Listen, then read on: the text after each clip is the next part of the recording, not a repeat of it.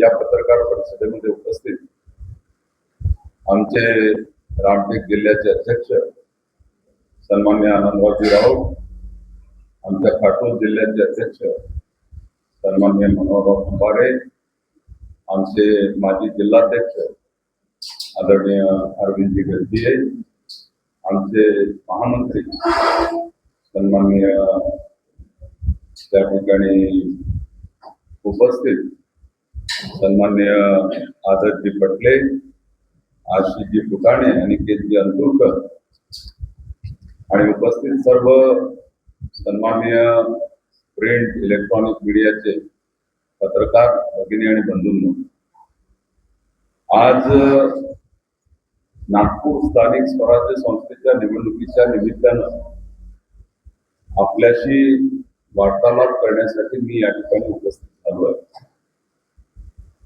या प्रेस कॉन्फरन्सची कुठलीही press note ही आपण तयार केलेली नाहीये, तर केवळ निवडणुकीच्या निमित्तानं आपल्या सगळ्यांची भेट व्हावी, आपल्याशी काही चर्चा व्हावी, काही उलट चर्चा मीडियामध्ये सुरू आहे त्याचं निराकरण व्हावं, यासाठी या वार्तालाप कार्यक्रमाचं आयोजन करण्यात आलं.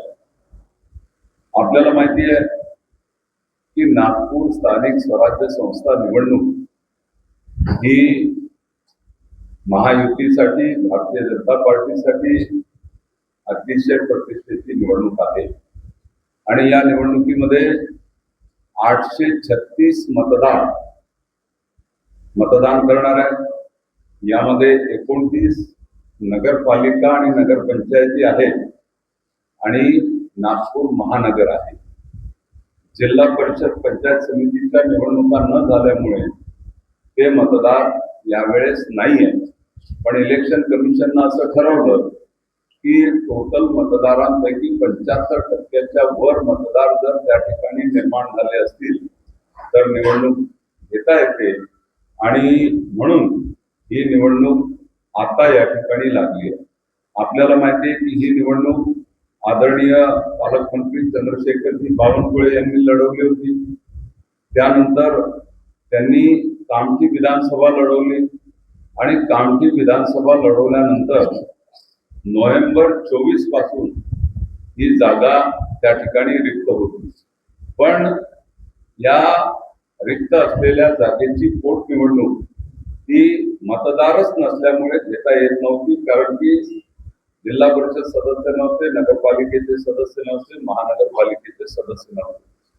आता त्या ठिकाणी आम्ही नगरपालिका, नगरपंचायत, महानगरपालिकामध्ये भारतीय जनता पार्टीनी, महायुतीनी अतिशय मोठं असं यश मिळवलेलं आहे आणि हे यश काही सहजासहजी त्या ठिकाणी प्राप्त झालेलं नाही आहे.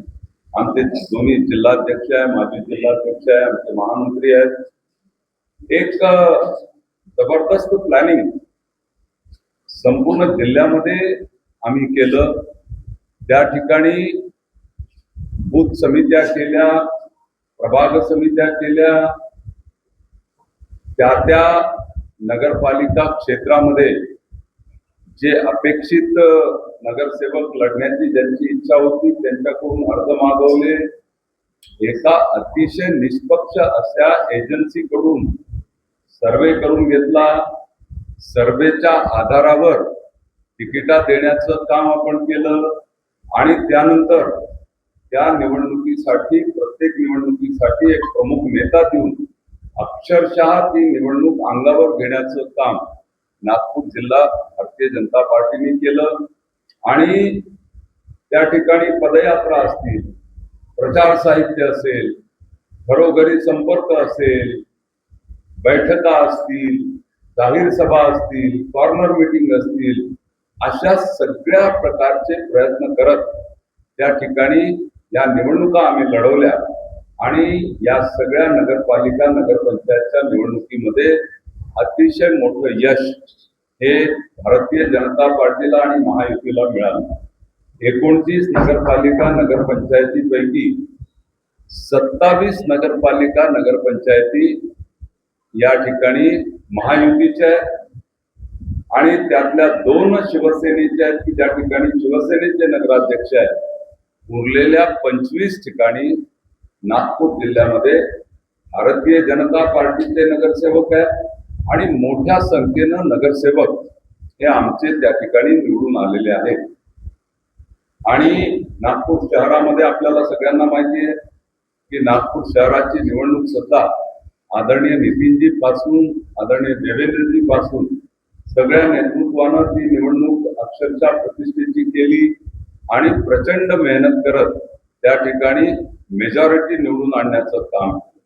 आणि आज याचा परिणाम असा झालाय की एकंदर मतदार जे 836 आहे त्या 836 पैकी भारतीय जनता पार्टी जवळच 504 मतदार आहेत आणि महायुतीजवळ 582 मतदार आहेत. आणि त्यामुळे अतिशय भक्कम स्थितीमध्ये आम्ही आहोत. आमचा विजय हा त्या ठिकाणी सुनिश्चित झालेला आहे आणि दमदारपणे या निवडणुकीमध्ये आम्ही त्या ठिकाणी पुढे जातोय.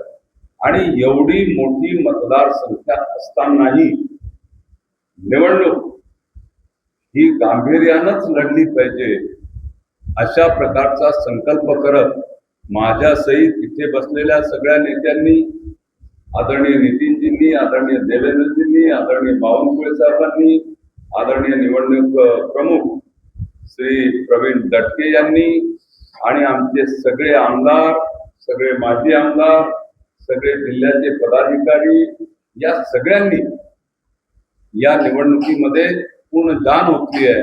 आणि ही सर्व मंडळी माझ्या पाठीमागे भक्कमपणे उभे आहेत. आणि म्हणूनच एका टीम वर्कच्या आधारावर आम्ही या ठिकाणी याही निवडणुकीला सामोरं जात आहोत आणि एक चांगला विजय या निवडणुकीमध्ये आम्हाला मिळेल असा मला विश्वास आहे. मला असं वाटतं की या संदर्भामध्ये अनेक प्रकारच्या चर्चा या मीडियामध्ये सुरू आहे आणि म्हणून एक वार्तालाप आपल्याशी आयोजित करण्याचं काम या ठिकाणी आम्ही केलेलं आहे. मी आपल्या सगळ्यांना विनंती करेल की आपल्याला या संदर्भामध्ये काही विचारायचं असेल तर ते निश्चितपणे विचारा.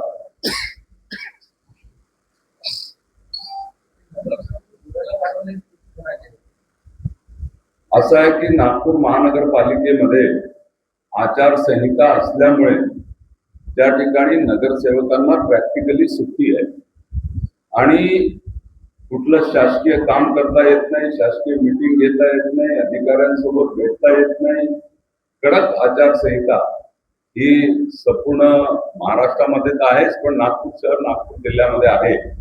आणि अशा वेळेस या सुट्टी असल्यामुळे निश्चितपणे नागपूर महानगरपालिकेचे आमचे नगरसेवक हे फिरायला गेले आहेत पण ते स्वखर्चाने गेले आहेत. आणि त्यानंतर रामभाऊ मार्गी प्रबोधिनीमध्ये उत्तनला मीरा भाईंदरला 3 महिन्यापूर्वी निवडणूक जाहीर होण्याच्या अगोदरच त्यांचा अभ्यास वर्ग हा ठरलेला आहे आणि तो अभ्यास वर्ग त्या ठिकाणी 15, 16, 17 या 3 तारखेला आहे. 17 तारखेला तो अभ्यास वर्ग पूर्ण करून ते या ठिकाणी